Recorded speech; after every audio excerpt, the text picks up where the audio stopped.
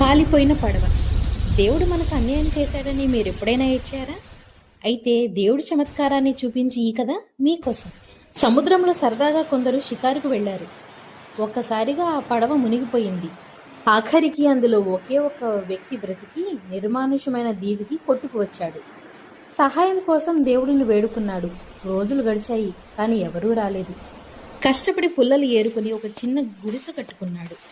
ఒకరోజు ఆహారం కోసం బయటికి వెళ్ళి వచ్చేసరికి పిడుగుపడి ఆ గుడిసె భగవగా కాలుతుంది. ఉన్న బాధలు సరిపోనట్టు కొత్తగా బాధ రావడంతో అతను ఏడుస్తూ ఆకాశం వైపు చూసి, దేవుడా, నాకు మిగిలిన ఆ ఒక్క నీడను కూడా లాగేసుకున్నావా? నీకు ఇంత క్రూరత్వం ఉందని నేను ఎప్పుడూ అనుకోలేదు అంటూ గట్టిగా తిట్టాడు. అంతలో ఒక పెద్ద నౌక ఆ దీవి వైపు వచ్చింది. అతను ఆశ్చర్యపోయి పరిగెత్తుకుంటూ ఆ నౌక నడుపుకుంటూ వచ్చిన కెప్టెన్ దగ్గరికి వెళ్ళి, నేను ఇక్కడ ఉన్నానని మీకెలా తెలిసిందండి అని అడిగాడు. నౌక దిగి కిందకి వచ్చిన కెప్టెన్, మాకెవరూ చెప్పలేదండి. ఎవరో ఇక్కడ పెద్ద మంట పెట్టి పొగవేయడంతో అది సిగ్నల్ అనుకుని ఆపదలో ఉన్న వాళ్ళని కాపాడదామని ఇటు వచ్చాను అని అన్నాడు. ఆఖరికి గుడిసె కాలిపోవడమే అతనికి ప్రాణం పోసింది.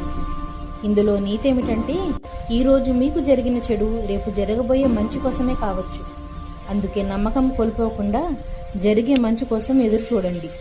మా కథ కనుక మీకు నచ్చితే ఈ కథలో ఉన్న నీతి మీకు ఎలా అనిపించిందో కామెంట్ చేసి లైక్ కొట్టి, మరీ ముఖ్యంగా ఇలాంటి మరికొన్ని కథల కోసం సబ్స్క్రైబ్ చేసుకోవడం మాత్రం మర్చిపోకండి.